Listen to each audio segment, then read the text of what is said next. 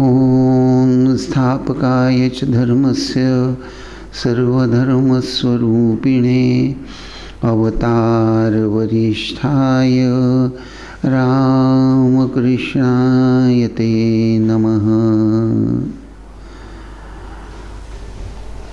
एक कहावत है, पाप और पारा छुपाया नहीं छुपता, आज नहीं तो कल वह प्रकाश में आ ही जाता है। किसी व्यक्ति द्वारा जब प्रमाद होता है, उसका अंतर्मन उसे काटने लगता है और उस व्यक्ति को अपने किए पर लज्जा का अनुभव भी होता है। वह आत्मसम्मान खो बैठता है। रिश्तेदार तथा परिचित लोग उस पर अविश्वास जताने लगते हैं। परिणाम धीरे धीरे यह व्यक्ति अकेला हो जाता है। अपने ही कुकर्मों के कारण वह बलि भी चढ़ता है, तो दूसरी तरफ पश्चाताप की भावना से जलते रहता है। उसकी शोक संतप्त अवस्था उसे ऐसी स्थिति में ले जाती हैं। कभी कभी यह व्यक्ति आत्महत्या करने की भी सोचता है, तो कभी कभी ऐसी व्यक्ति सत्पुरुषों के संगत में आने के कारण, अच्छी संगत में आने के कारण सत्पुरुषों के शरणागत हो जाते हैं। सुरेंद्रनाथ मित्र श्री रामकृष्ण देव के एक ऐसे ही गृही शिष्य थे। यह जो मैंने अभी कहा कि अगर अच्छी संगत हो तो उसका सुपरिणाम होता है। सुरेंद्रनाथ मित्र रामचंद्र दत्त और मनोमोहन मित्र के बहुत अच्छे परिचित थे और वैसे सुरेंद्रनाथ मित्र बिंदास प्रवृत्ति के स्पष्ट वक्ता, कुछ हद तक बड़े ही बेफिक्र, धार्मिकता को या धर्म को खास न मानने वाले, बेपरवाह। उनकी उम्र लगभग 30 साल की थी। देखने में सुदर्शन, सुंदर, सुडौल, सुदृढ़। विवाह हो गया था लेकिन संतान नहीं थी और कोलकाता में डास कंपनी में एक अच्छे पद पर वे काम कर रहे थे। अच्छी आमदनी हो रही थी, अच्छी खासी कमाई थी। समृद्धि में जीवन जीने वाले सुरेंद्र बुरी आदत के आदी हो गए थे। बुरी लतें उनको इस कदर उन पर छाई हुई थी, तो एक तरफ इन बुरी या कुसंगत उसमें डूबे हुए हैं, तो दूसरी तरफ यह ठीक नहीं है इस बोध को लेकर जीने वाले। तो ये जो समृद्धि में जीवन जीने वाले सुरेंद्रनाथ मित्र अपने ही मद्यपान, स्वैराचारी वृत्ति, अनिर्बंध आचरण से बहुत दुख पा रहे थे। विष प्राशन कर जीवन समाप्त करने का विचार भी बीच बीच में उनके अंतःकरण में आ जाया करता था। और इसी दौरान एक दिन एक भारदस्त, धीर, स्थिर, गंभीर ऐसी भैरवी तांत्रिक महिला साधिका उनके पास आई और कहने लगी कि देखो बेटा, ईश्वर ही सत्य है, बाकी सब मिथ्या। भैरवी के यह जो शब्द हैं, यह सुरेंद्रनाथ ने जब सुने, उसके अंतःकरण को ये शब्द छू गए कि देखो बेटा, एक भगवान ही, ईश्वर ही सत्य है, बाकी सब मिथ्या। सुरेंद्रनाथ उस तांत्रिक महिला साधिका की बात सुनकर एक प्रकार के शांति का अनुभव करने लगे। उन्हें अपने जीवन में आशा का किरण दिखाई देने लगा। संभवतः 1880 के मध्य में रामचंद्र दत्त और मनमोहन मित्र, उनके साथ सुरेंद्रनाथ मित्र दक्षिणेश्वर में श्री रामकृष्ण देव के दर्शन के लिए गए। सत्य तो यह है कि सुरेंद्रनाथ की बहुत निराशाजनक वृत्ति, एक तरह से जिसको आजकल हम बोलते हैं डिप्रेशन में चले जाना, तो उस प्रकार से निराशा में डूबे हुए सुरेंद्रनाथ को रामचंद्र दत्त, मनमोहन मित्र खास करके जब बोलते थे कि अरे दक्षिणेश्वर चलो, वहाँ एक परमहंस हैं, वे बहुत सुंदर आध्यात्मिक मार्गदर्शन करते हैं, तो रामचंद्र दत्त की इन सब बातों को सुरेंद्र अक्सर अनसुनी कर देता था। एक बार तो वे स्पष्ट रूप से उनको बोल ही देते हैं कि अरे भाई, तुम मुझे किसके पास ले जाने की बात कर रहे हो? वे साधु हैं? अरे साधु क्या, ये सब लोग भोंदू रहते हैं, भोंदू निकलते हैं। लेकिन रामचंद्र दत्त भी छोड़ने वाले में नहीं थे। आखिर एक दिन, जैसा मैंने कहा, 1880 में रामचंद्र दत्त मनमोहन मित्र के साथ सुरेंद्रनाथ दक्षिणेश्वर जाने के लिए राज़ी हो गए। लेकिन उन्होंने दोनों को, अपने दोनों मित्रों को एक बात बोल दी कि देखो, अगर ये साधु अगर भोंदू निकले ना, तो मैं उनके कान खींच लूँगा। यही धारणा लेकर वे दक्षिणेश्वर पहुँच गए। भोग विलासिता की प्रतिमूर्ति सुरेंद्रनाथ मित्र श्री रामकृष्ण देव के सान्निध्य में किस प्रकार आए और सान्निध्य में आने के बाद आध्यात्मिकता से कैसे जगमगा उठे, यही समझने का प्रयास सुरेंद्रनाथ मित्र की जीवनी पढ़कर हम करने वाले हैं। वैसे सुरेंद्रनाथ मित्र की जीवनी इसलिए भी वाचनीय है कि उसमें श्री रामकृष्ण किस प्रकार सुरेंद्रनाथ को शिक्षा प्रदान करते हुए धीरे धीरे धीरे उसको ऊपर उठाते हैं, ये बड़ा ही सुंदर देखने को हमको मिलने वाला है।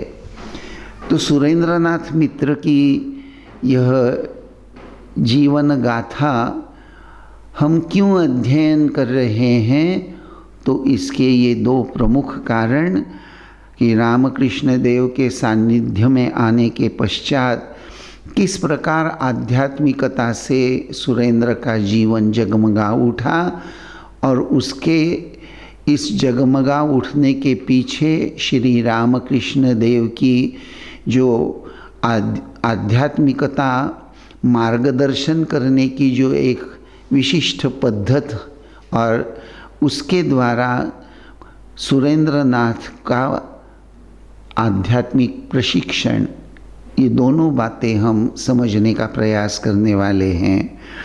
वैसे श्री रामकृष्ण देव ने सुरेंद्रनाथ मित्र को अपना एक रसददार करके उसका उल्लेख किया है।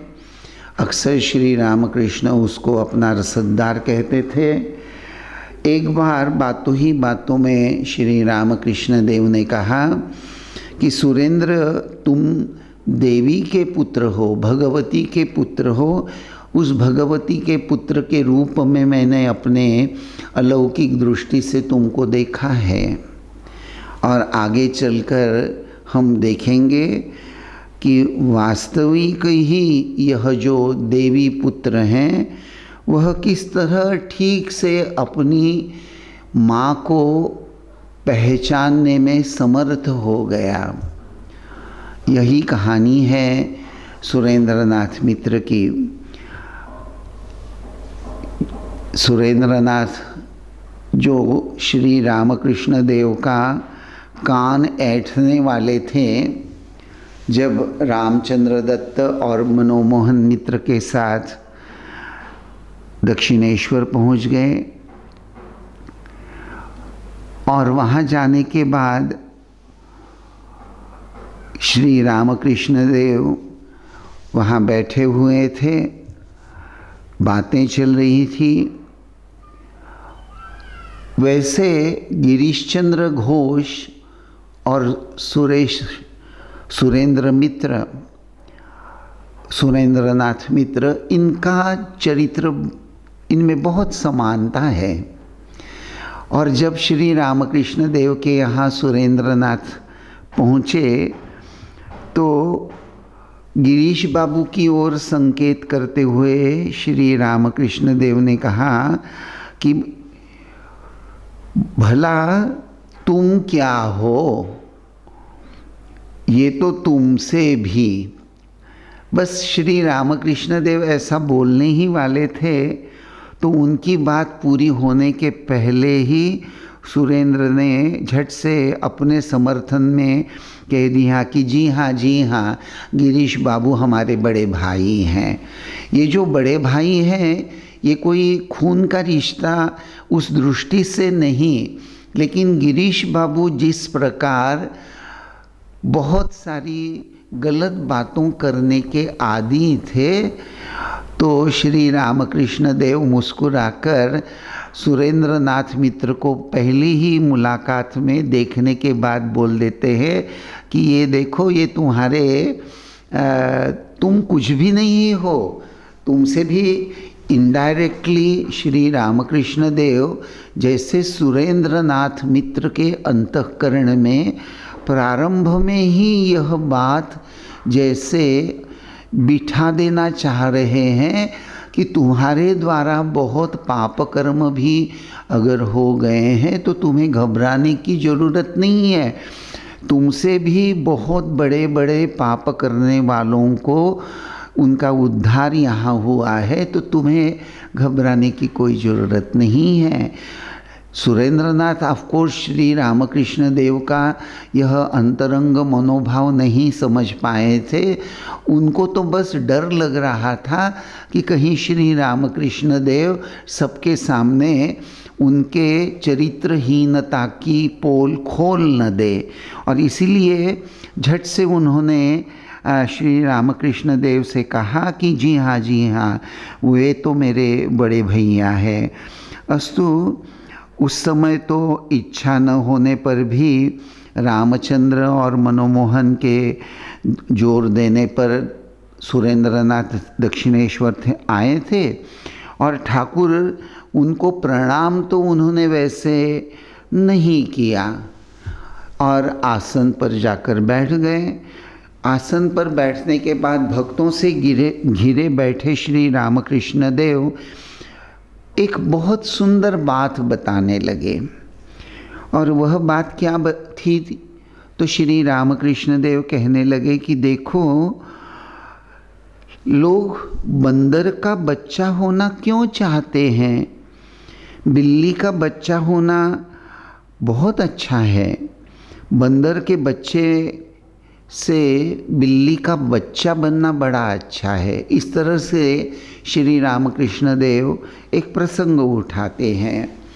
यहाँ यह बात ज़रा थोड़ी विस्तार से बताना चाहूँगा कि आप में से बहुत से लोग जानते होंगे कि बंदर का जो छोटा सा नवजात बच्चा रहता है, वह छोटा सा बच्चा अपनी माँ को दोनों हाथों से पकड़े चिपक कर बैठा रहता है, और माँ उछल कूद करती हुई इस डाल से उस डाल जाती हैं, तो कभी कभार बच्चे का हाथ छूटकर वह गिर जाने की संभावना रहती है।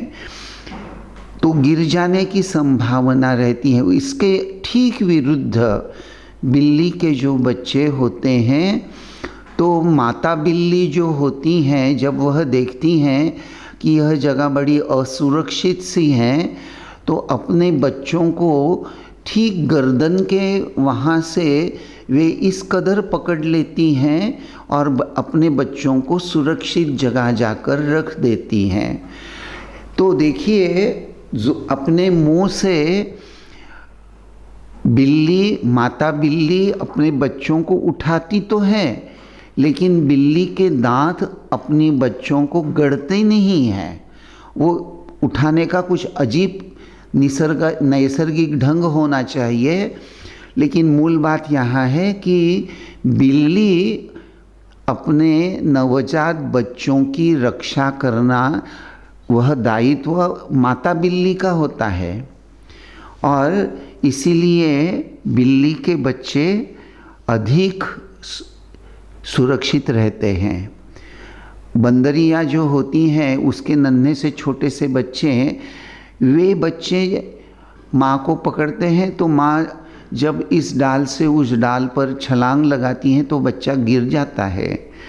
तो इसी बात को दोहराते हुए श्री रामकृष्ण भक्तों को उद्देश्य करके जब कह रहे हैं कि देखिए, बंदर के बच्चे का स्वभाव जो है, बंदर का बच्चा जो है वह माँ को पकड़ता है, तो माँ को पकड़े रहता है। उसके पीछे उसकी भावना क्या रहती है? माँ मेरा रक्षा करेगी, वह रक्षा करने का सामर्थ्य रखती हैं। तो श्री रामकृष्ण देव बड़े सांकेतिक रूप से बंदर के बच्चे का स्वभाव ज्ञान प्रधान है और बिल्ली के बच्चे का स्वभाव भक्ति प्रधान है, यह भक्तों को समझा रहे हैं। तो सुरेंद्र वहाँ जो बैठे हुए हैं, श्री रामकृष्ण देव की बातें सुनकर उनको ऐसा लगा कि ये बातें शायद उनको ही उद्देश्य करके श्री रामकृष्ण कह रहे हैं। अपनी बुद्धि विवेचना पर बहुत अधिक निर्भर रहने पर भी सुरेंद्रनाथ यह समझ रहे थे कि जीवन समस्या का कोई समाधान उनको प्राप्त नहीं हो रहा था। यहाँ तक कि अपनी असफलता के कारण निराश होकर वे आत्महत्या का विचार भी कर रहे थे, परंतु श्री रामकृष्ण देव ने, ठाकुर ने उनका पूरा भार लेने की ओर संकेत करते हुए एक नवीन मार्ग का संधान दिया।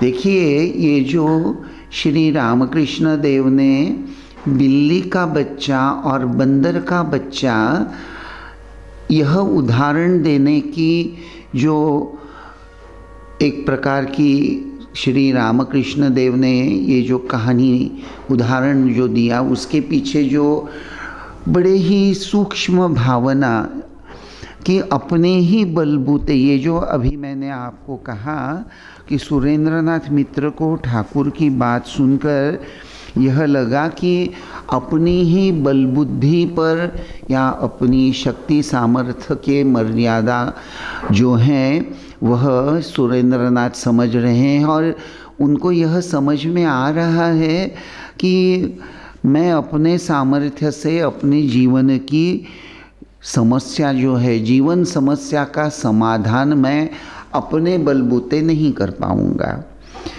असफलता की एक बहुत बड़ी बात जैसे उन्होंने अनुभव कर ली है, जीवन बड़ा असफलता से भरपूर हो गया है। अब देखिए, ये जो असफलता है, लौकिक दृष्टि से देखें तो वे बहुत सुंदर अर्थार्जन कर रहे थे, दिखने में सुंदर थे, विवाह हो गया था, लेकिन अंदर ही अंदर चरित्रहीन होने के कारण खोखले हो गए थे।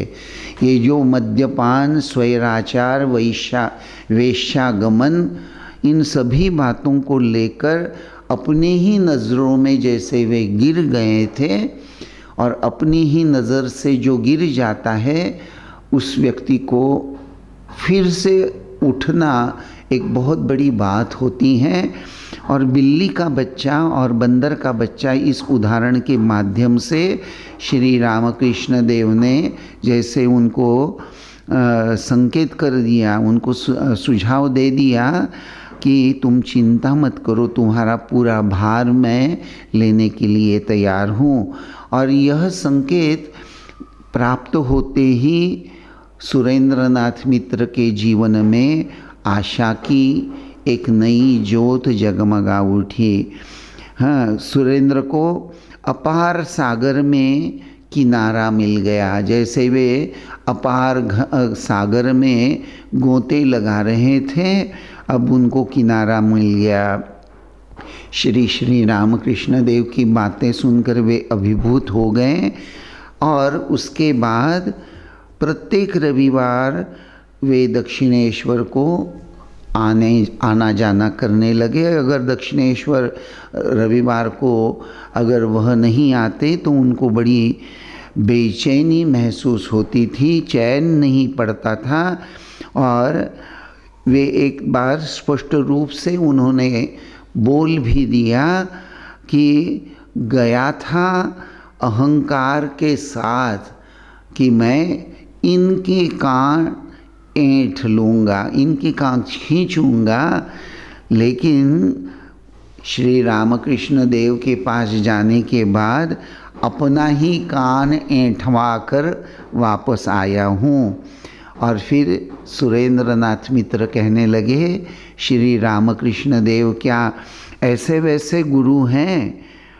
इस तरह पहले ही दिन पराजित होकर लौटते समय सुरेंद्र ने ठाकुर के चरणों में श्रद्धापूर्वक प्रणाम कर लिया, उनकी चरण धूली अपने सर पर धारण कर ली, और ठाकुर ने भी बड़े ही स्नेहपूर्वक उन्हें पुनः आने के लिए बता दिया। देखिए कैसी अद्भुत बात है।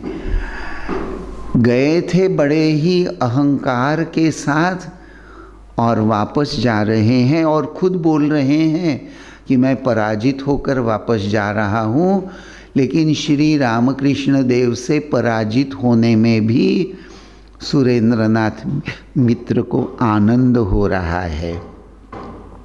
भाई पराजित होते हैं व्यक्ति तो साधारणतः उसको आनंद नहीं होता, पराजित व्यक्ति हो जाता है तो वह दुखी हो जाता है। लेकिन यहाँ बात उल्टी हुई है। श्री रामकृष्ण देव से एक तरह से पराजित होकर लौटने वाले सुरेंद्रनाथ जब पहले गए तो उन्होंने श्री रामकृष्ण देव को प्रणाम नहीं किया था, लेकिन अब जब निकल रहे हैं तो श्रद्धापूर्वक प्रणाम करते हुए निकल रहे हैं। और ठाकुर ने भी उनको कहा पुनः आना। देखिए श्री रामकृष्ण देव की ये जो वाणी है, बेटा फिर आना, उसमें कुछ ऐसा अद्भुत आकर्षण है। वहाँ श्री रामकृष्ण देव की कृपा की कहानी छुपी हुई है। गलत मार्ग पर चलते हुए सुरेंद्र बाबू जब अपना करीब करीब सर्वनाश कर चुके थे, उसी समय श्री रामकृष्ण की कृपा उन्हें ठीक ठीक मार्ग दिखा देने में सक्षम हो गई। श्री रामकृष्ण देव की कृपा से उन्हें ठीक ठीक मार्ग दिखाई पड़ा। परिणाम क्या हुआ? अब वे प्रतिदिन पूजा गृह में बैठकर ध्यान आदि का अभ्यास करने लगे। एक दिन उनके मन में श्री रामकृष्ण के ईश्वरत्व को लेकर उनकी परीक्षा लेने की एक भावना जाग उठी। वह विचार उनके मन में आया। उन्होंने निश्चय किया कि मेरे पूजा गृह में ध्यान करते समय यदि ठाकुर प्रकट हों तभी मैं समझूंगा कि श्री रामकृष्ण अवतार हैं। और क्या आश्चर्य, थोड़ी ही देर बाद उन्होंने देखा कि श्री रामकृष्ण प्रभु उनके सम्मुख उपस्थित हैं। इस प्रकार सुरेंद्रनाथ मित्र ने 3 बार परीक्षा करके देखी श्री रामकृष्ण देव की, और उसके पश्चात ही श्री रामकृष्ण देव के चरणों में संपूर्ण रूप से वे एक प्रकार से शरणागत हो गए। उन्होंने श्री रामकृष्ण देव के चरणों में आश्रय लिया। इसके बाद सुरेंद्र की जीवन कथा अत्यंत अद्भुत है। हमने गिरीश बाबू के जीवनी के प्रसंग, अगर आप गिरीश चंद्र घोष की जीवनी आप लोगों ने पढ़ी हैं, हम गिरीश बाबू की जीवन चरित्र को लेकर भी चिंतन करेंगे, लेकिन शायद आप लोगों में से कोई गिरीश बाबू के जीवन चरित्र से थोड़े बहुत परिचित होंगे। तो वहाँ हम देखते हैं कि श्री रामकृष्ण जी की कृपा से वे कैसे निष्काम भक्ति की उच्च अवस्था में उन्नति उन्होंने प्राप्त कर ली थी। सुरेंद्र के जीवन में भी ठीक गिरीश बाबू के समान ही निष्काम भक्ति की उन्नत अवस्था नज़र आती है। वैसे सुरेंद्रनाथ बाबू जो, जैसा मैंने कहा कि बहुत अहंकारी व्यक्ति थे।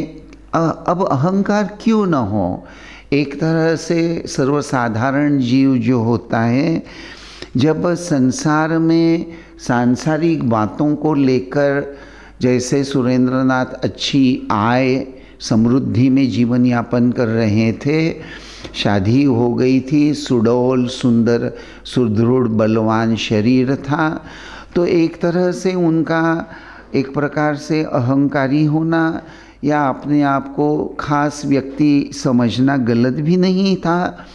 लेकिन मनुष्य की यही एक बात नहीं होती। मनुष्य की अद्भुत चारित्र्य संपन्नता, जिसको कैरेक्टर अंग्रेजी में कहा जाता है, तो यह जो चरित्रहीनता होती है, यह मनुष्य को बाहर से भले ही वह सुंदर दिखे, लेकिन अंदर ही अंदर दिमक की तरह खा जाती हैं और उसको खोखला बना देती हैं। सुरेंद्रनाथ मित्र श्री रामकृष्ण देव के पास, जैसा अभी मैंने कहा, रविवार को, लगभग हर रविवार को बड़ी ही नियमित रूप से आने लगे थे। और उसके बाद धीरे धीरे श्री रामकृष्ण देव ने उनका आध्यात्मिक प्रशिक्षण शुरू किया था। उसका चिंतन हम अगले प्रवचन में करेंगे। आज बस यहीं तक। ओम शांति शांति शांति। हरि ओम तत्सत। श्री राम कृष्णार्पणमस्तु।